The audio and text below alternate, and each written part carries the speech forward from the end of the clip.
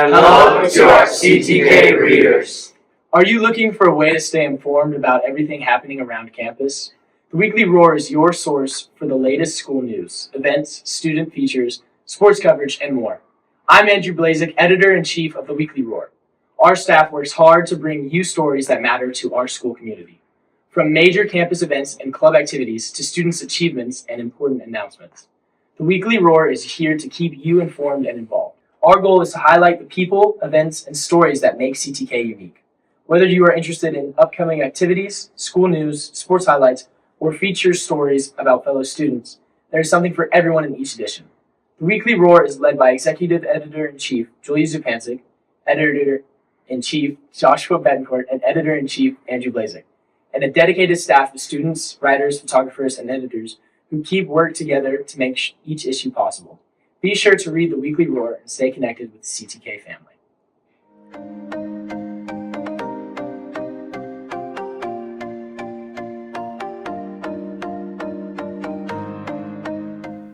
Hi, welcome to episode 8 of The Lion's Den. I'm your host, Joshua Bencourt, with my co-host, Chris Mendez. Today we'll be talking about State Science Fair, TAPS, regional tennis, Easter, food reviews, and service day. First with State Science Fair. We're going to be mentioning our regional competitors who moved on to state. I heard that State Science Fair is pretty big. I wonder what they do over there. More on that with me. Christ the King students recently competed at the State Science Fair in College Station at Texas A&M University, where the competition was especially tough this year. Elizabeth Cruz Roberts placed third in the plant division, and Aiden Haluka earned a special award. To kick off the weekend, students attended Night at the ZAC, an interactive event where participants explore hands-on STEM activities, meet college organizations, and get a glimpse of future opportunities in science and engineering. It was both a celebration and a chance to connect before the competition began. Congratulations to all who represented CTK. Thank you, Me, for that eventful explanation on State Science Fair. I heard Sparky the Robot was pretty cool. I heard that he was hitting some moves last year. Like the gritty? He did hit the gritty, yeah. Now for TAPS. Hello, I'm Eric, and I'm here with Aiden. She placed first in pros at TAP State. So can you describe your competition for me? So prose interpretation is you get a story and you have it in a binder. And so you're basically reading the story, but with like lots of expression. So it's kind of like poetry, but instead of it being a poem, it is a story. And so you stand up in front of the judges and you have a time limit and you sit there and you read through it with as much expression as possible, really evoking the emotions from the audience. So how did you prepare for that? So it really is just going through your piece a lot and figuring out where you want to do what emotions and how you're going to say it and like change your voice depending on the characters that you have in your piece and things like that, and just going over it multiple times is kind of how you prepare for that one. Thank you. Yeah, of course.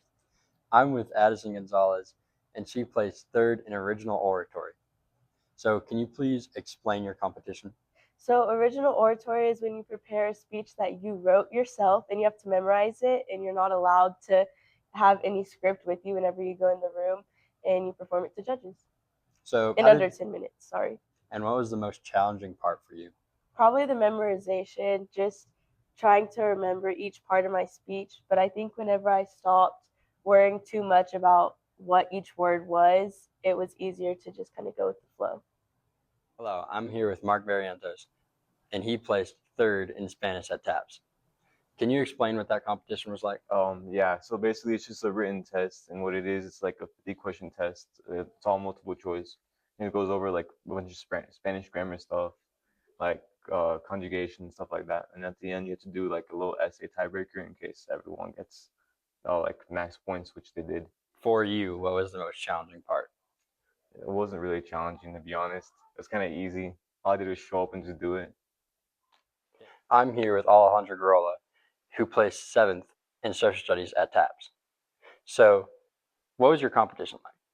So my competition, of course, social studies, was about the Cold War, specifically the nuclear Cuban Missile Crisis.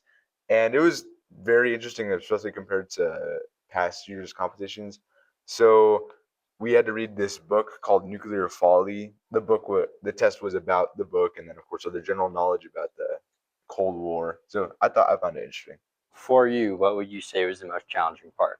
Trying to remember all the like little general knowledge questions, all the little conferences or like little events that happen, the meetings between different people. That was really difficult. And remembering when they happened as well. And then just the most random people as well that you never think of that they'd ask a question about. You did whatever, you know. Yeah. Well, thank you. Thank you, Blazek and Eric. I heard they worked really hard on their competition. You know who else worked really hard? Regional tennis. More on that with Matthew and John. Every year for regional tennis, Christ the King takes 16 athletes to compete. This year, these athletes included Gracie Hernandez, Gracie Wanyura, Ari Yars, Avery Boynton, Sophia Busher, Tessa Zavala, Julia Zupancic, and Andrea Zupancic. And on the boys' side, this included Nathan O, David Zhao, Matthew Cisneros, John Cisneros, Ethan Blazek, Liam Kane, Eric Carroll, and Oliver James. These athletes represented Christ the King well in their competitiveness and sportsmanship, and advancing the state from this competition is the boys double, Matthew and John Cisneros, girls double, Avery Boynton and Sophia Busher, as well as the mixed double, Eric Carroll and Gracie Wanyura. Congrats to all those who competed. Thank you, Matthew and John, for that. Now, Easter. Josh, what did you do this Easter? Well, I went to go see my grandma in Seminole, and we cooked up some brisket and painted some Easter eggs. That brisket sounds pretty good. It was good. More Easter with Stephen and Alejandro.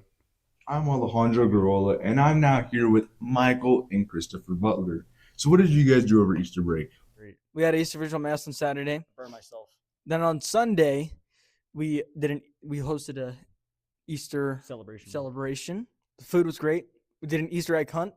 It was like a nice traditional Easter you had, and you said you went to the Easter Vigil Mass, right? I suggest that y'all should always go to the Easter Vigil instead of the Easter Sunday one, because the Easter Vigil one is a very nice and refreshing.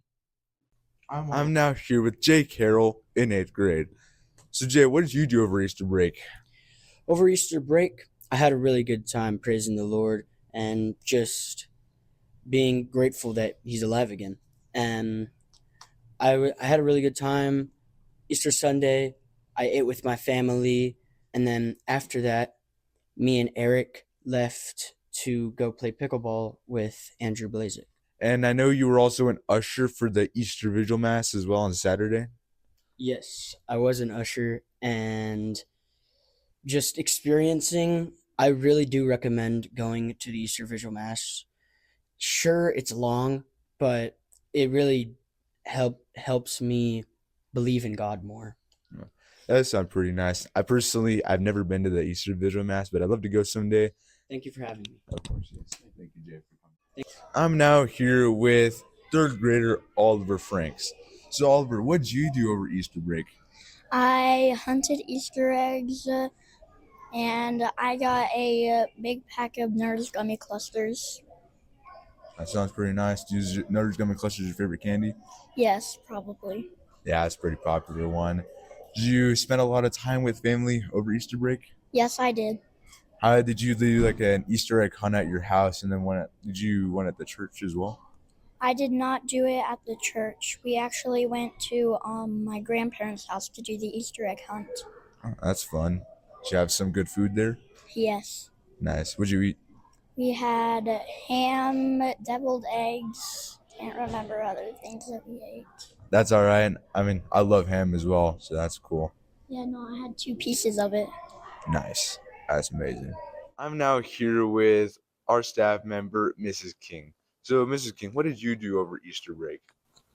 Well, mostly we spent it at church. I'm in the choir for the 8:30 Mass at Christ the King. So we sang for Tuesday night, the Chrism Mass, and then we went back on Thursday night for Holy Mass, Holy Thursday Mass. So was at church quite a bit. And then, of course, we sang Easter Sunday morning with the choir as well. After Mass on Easter Sunday, we gathered with some friends for brunch, the choir members and their spouses. So we had a really good time.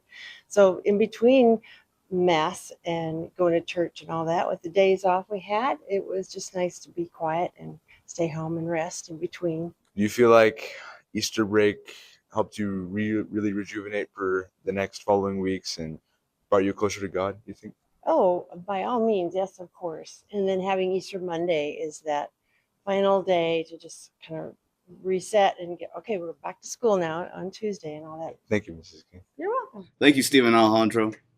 And now the food review with Nate and Isaiah at Taqueria Outline. Thank you, Isaiah. More with that. Thank you, Chris and Josh. I'm Isaiah. I'm Nate, and today we're trying Taqueria Outline. So first off, I got tacos with asada, and I got chicken enchiladas. I got corn tortillas, rice, shrimp, chicken, and salsa. And we also got some queso as well. First off, I'm gonna be trying the tacos. See if they're any good, because I hear they're pretty good, but let's try them out. What do you think? I want to dig into. Low key, this is really good. I'm not gonna lie. I would give this like the asada is really really good. I'll give it like a 9 out of 10. But the whole taco itself, probably like a 9.5. I'm not gonna lie. This chicken is good. How's that shrimp? I'm about to try the shrimp. Mm.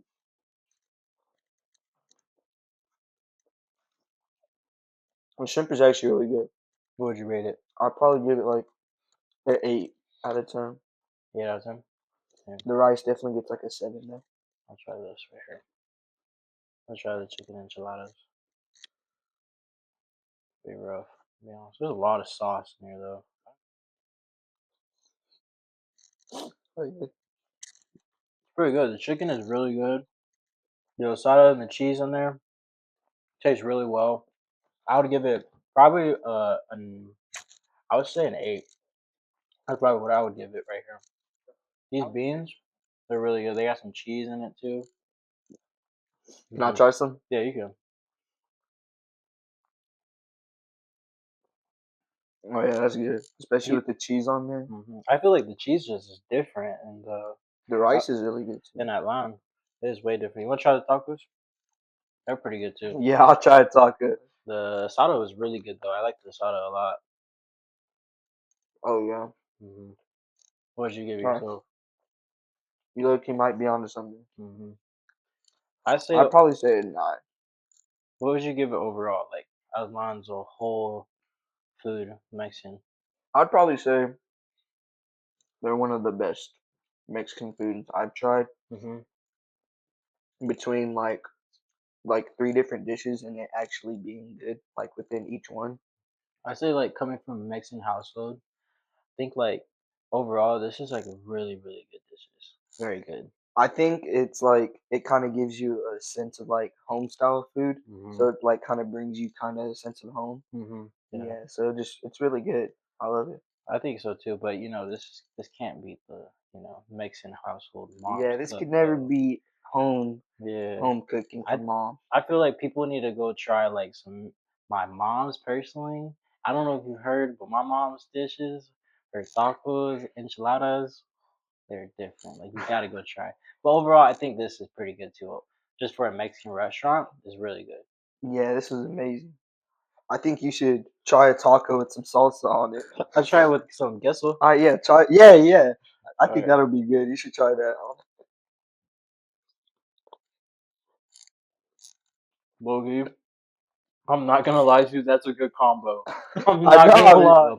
Overall, I'll rate this dish, all these dishes, or the dishes that I've tried. I'll say definitely 9.5. That's tacos and the enchiladas. The chicken's really good in enchiladas. The cheese is just good in general. And the beans, rice, and the asada, so good. I What give do you it think was 9.5. your favorite? But my favorite, I have to say the tacos. The tacos are so good. Like I know I didn't try the enchiladas a lot, but it didn't like wow me. You know what I'm saying? Whenever I ate the tacos, it was just a wow factor. Like wow, these were actually like really good. And especially with that cheese combo, like that's actually good. What would you give your shrimp? The shrimp was good, but I think my favorite was definitely the tacos too. They're really good. I feel like people like expect tacos to be like really really good in Mexican restaurants, which they should be.